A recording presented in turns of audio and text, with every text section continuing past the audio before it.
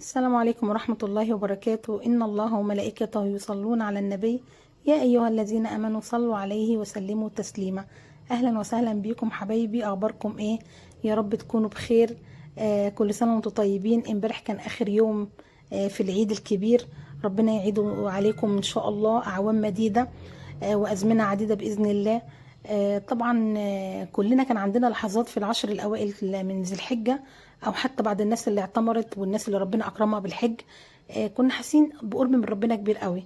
كنا كلنا بنبكي واحنا بندعي، كلنا كنا بنصلي ونقرأ قرآن ونقول يا رب يا رب اللحظة دي ما تعدي ولا تخلص. أنا كنت عايزة أفضل كده على طول يا رب.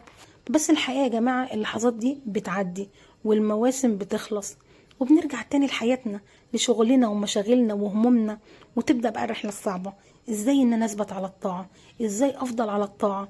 انا جاي النهاردة اكلمكم كأخت وصحبة وحد بيحبكم وبيعدي بنفس المشاعر دي، وبسأل نفسي السؤال ده برضو.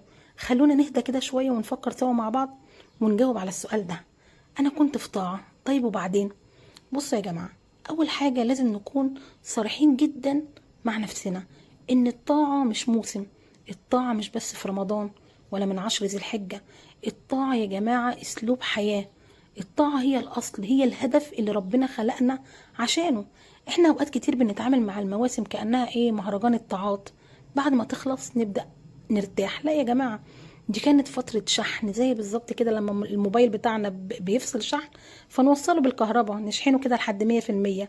يا ترى بقى بنسيبه يفصل تاني، ولا بنحاول نمشي عليه على أقل استهلاك علشان يكمل معانا أطول فترة تكون ممكنة؟ يبقى أول خطوة في الثبات بعد الطاعة أفهم إن الموسم مش نهاية، لا ده بداية. يعني أنت مش خلصت الطاعات، لا ده أنت دلوقتي مشحون، فاستغل الطاقة دي وابدأ بيها رحلة الثبات. طيب إزاي أثبت؟ خدها قاعدة مني.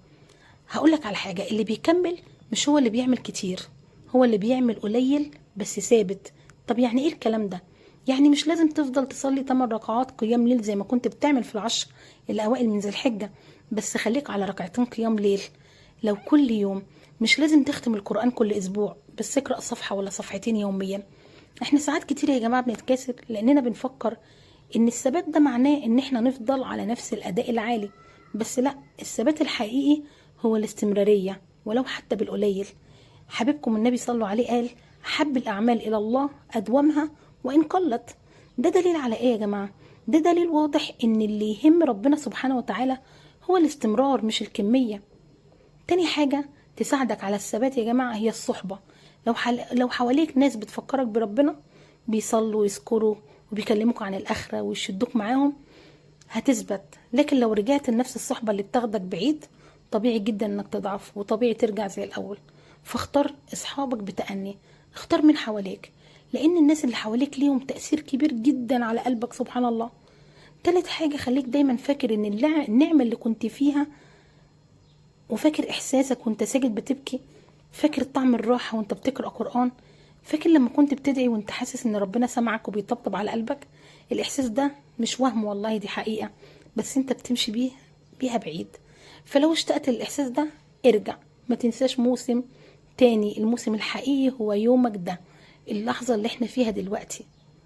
رابع حاجة يا جماعة، لما تضعف ما تجلدش نفسك، احنا بشر والله، هنقع وهنكسل، بس المهم لما تقع تقوم تاني بسرعة. قول دايما يا رب سامحني، يا رب انا راجع لك. افتكر دايما ان ربنا بيفرح بتوبتك والله، بيفرح برجوعنا والله، مش هيزق مننا حتى لو رجعنا ليه مليون مرة. المهم انك ما تيأس، لان الشيطان مش بيوقعك وبس، ده بيخليك تيأس بعد الوقوع. خامس نقطة، خليك دايما منظم. اعمل جدول بسيط في حياتك كده، جدول ما يكونش معقد، يعني كل يوم مثلا ورد قرآن حتى لو صفحة، ذكر معين زي أذكار الصباح والمساء، ركعتين قيام ليل، صدقة بسيطة لو حتى بجنيه ولا 5 جنيه، دعاء كل يوم قبل ما تنام. مش لازم يكون جدول تقيل، بس يكون ثابت. بعد كده خليك دايما متصل بالله سبحانه وتعالى. مش لازم تكون في المسجد علشان تحس بالقرب من ربنا، لا والله ربنا في كل مكان. ممكن وانت سايق، ممكن وانت بتطبخي، وانت واقفه في المطبخ، وانت في اوضه نومك تقولي يا رب قويني، يا رب قربني، يا رب ثبتني. الكلام ده يا جماعه مش محتاج لا سجاده ولا صلاه، محتاج قلب بس صاحي، محتاج قلب صاحي بجد. بعد كده افتكر ان الطريق طويل قوي وعايز صبر. يعني متستعجلش من النتائج. لو حاسس انك مش بتتأثر زي زمان او قلبك مش بيبكي زي ايام الموسم كده، استنى وخلي عندك امل واصبر. القلب يا جماعة بينضف بالتدريج وبيرجع للنور واحدة واحدة. في الاخر اسمعوني كويس، انتوا غاليين قوي على ربنا، كلنا غاليين على ربنا ومحبوبين، والا ما كانش حبب الطاعة لقلوبنا ولا حزننا ان هي ضاعت. اللي بيزعل على الطاعة يا جماعة اللي فاتت دي دليل على انه كان صادق بجد، وده سبب كفاية قوي ان ربنا سبحانه وتعالى يفتح لك ابواب جديدة. خد وعد كده على نفسك النهاردة وعاهد قلبك وقول يا رب مش هكون عبد مواسم ابدا، انا عبدك يا رب في كل وقت وفي كل لحظة وفي كل نفس طالع مني. كل ما تحس انك بعدت ارجع، كل ما طاعة قوم تاني، ربنا دايما فاتح لك بابه والله.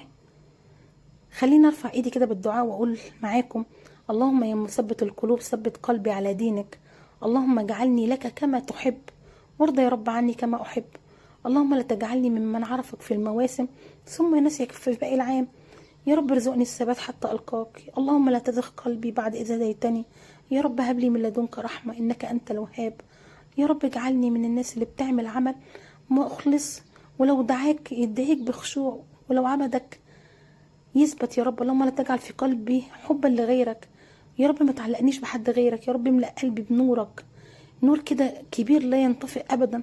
يا رب اجعلنا من عبادك الصالحين اللي لا خوف عليهم ولا هم يحزنون. وفي اخر دعوانا ان الحمد لله رب العالمين. صلوا على حبيبكم النبي، وما تنسوش تذكروا اسم الله في التعليقات وتدوسوا لايك واشتراك لزيادة الاجر وعشان يعم الخير. شكرا جدا على حسن استماعكم، وتاني مرة كل عام وانتم بخير، والسلام عليكم ورحمة الله وبركاته.